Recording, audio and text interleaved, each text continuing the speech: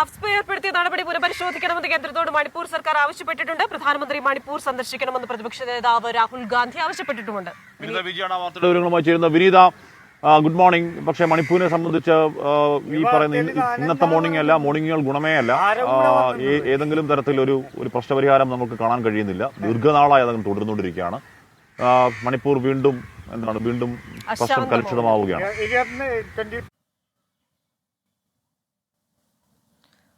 Very good morning Hashmi.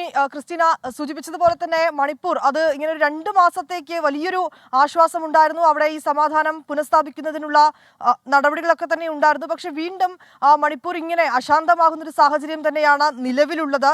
ഈ കഴിഞ്ഞ ദിവസം ഈ വിഘടനവാദികൾ പിടിച്ചുകൊണ്ടുപോയ ഒരു 6 ആളുകളുണ്ടായിരുന്നു. ഈ 3 സ്ത്രീകളും 3 കുഞ്ഞുങ്ങളും ഉൾപ്പെടെയുണ്ട്. അതിൽ കൈക്കുഞ്ഞടക്കമുള്ളവരുണ്ട്. ഇവരുടെ മൃതദേഹം ജിരിബാമിലെ നദിയിൽ നിന്ന് കഴിഞ്ഞ ദിവസം കണ്ടെത്തിയിരുന്നു. ഇവരെ കാണാതായതിനു ശേഷം തന്നെ കണ്ടെത്തുന്നതിനുള്ള നടപടികൾ അത് എത്രയും വേഗം ഊർജിതമാക്കണമെന്നൊക്കെ തന്നെ സംഘടനകൾ ആവശ്യപ്പെട്ടിട്ടുണ്ടായിരുന്നു. പക്ഷേ അതിൽ കാര്യക്ഷമമായിട്ടുള്ള നടപടികൾ ഉദ്യോഗസ്ഥർ സ്വീകരിച്ചിട്ടില്ല എന്ന് ആരോപിച്ചാണ് ഇപ്പോൾ പ്രതിഷേധം നടക്കുന്നത്.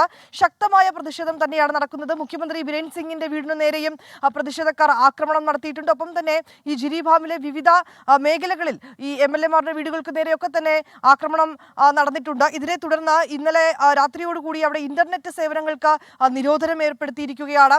ഈ ഒരു സാഹചര്യത്തിലാണ് ഇപ്പോൾ പ്രതിപക്ഷ നേതാവ് രാഹുൽ ഗാന്ധിയുടെ ഒരു പ്രതികരണം വരുന്നത്.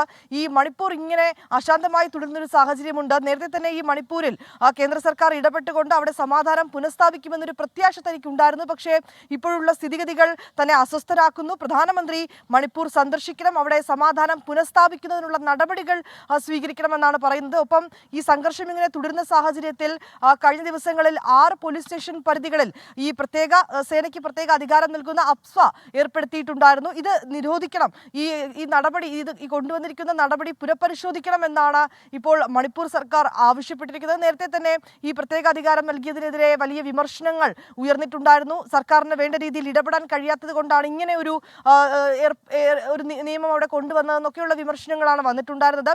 ഈ നടപടി പുനഃപരിശോധിക്കണമെന്നൊരു ആവശ്യമാണ് ഈ ഘട്ടത്തിൽ മണിപ്പൂർ സർക്കാർ മുന്നോട്ട് വച്ചിരിക്കുന്നത്. ഒപ്പം തന്നെ ഈ BJP-ക്കുള്ളിൽ പോലും വലിയ തരത്തിൽ വിയോജിപ്പുകൾ വരുന്നുണ്ട്.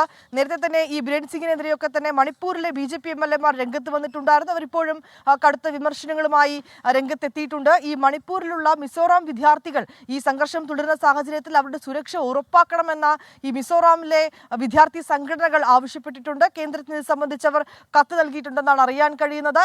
ഈ വരും മണിക്കൂറുകളിലും മണിപ്പൂർ നമ്മെ വലിയ രീതിയിൽ ആശങ്കപ്പെടുത്തുക തന്നെയാണ് ചെയ്യുന്നത്. അത്തരത്തിലേക്കുള്ള റിപ്പോർട്ടുകൾ തന്നെയാണ് ഇപ്പോഴും പുറത്തു വന്നുകൊണ്ടിരിക്കുന്നത്. ഹാഷ്മി.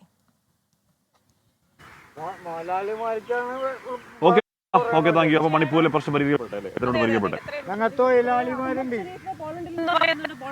പറയരുതെന്ന് നിങ്ങൾ പറയെങ്കിലും ഷാനി ചോദിക്കുന്നുണ്ട്, ഈ ചേട്ടനോട് ചോദിച്ചത് പെട്ടുപോയോ പെട്ടുപോയൊന്നുമില്ല. ചേട്ടൻ മറുപടി പറഞ്ഞു. അത് ചേട്ടനെ പറയുന്നത് വെള്ളത്തിലോട് ചാടി, അല്ലെ വെള്ളത്തിലോട് ചാടി എന്ന് അവിടെ കിടന്ന് ആങ്കർ ചേട്ടൻ പറയുന്നത്. അല്ല, വെള്ളത്തിൽ ചാടട്ടെ, ചാടാം. ഓക്കെ, അപ്പൊ നിങ്ങൾ ചാടിക്കുന്ന ഞാൻ നീന്തിക്കോളാം ചേട്ടന്റെ ഓഫർ. നിങ്ങൾ വെള്ളത്തിൽ വീണ നിങ്ങളെ ജീവൻ രക്ഷിക്കാനുള്ള മത്സ്യത്തൊഴിലാളിയാണ്.